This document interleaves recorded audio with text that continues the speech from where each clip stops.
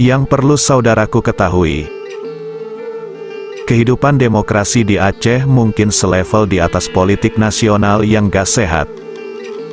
Aceh tidak menganut sistem partai tunggal, karena semua partai nasional ada dan beroperasi di Aceh. Ditambah partai lokal yang lumayan banyak.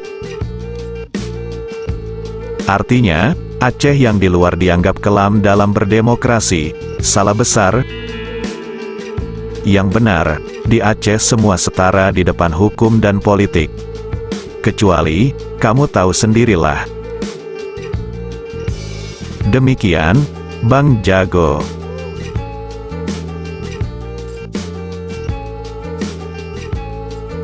Salam damai, salam Sandawari.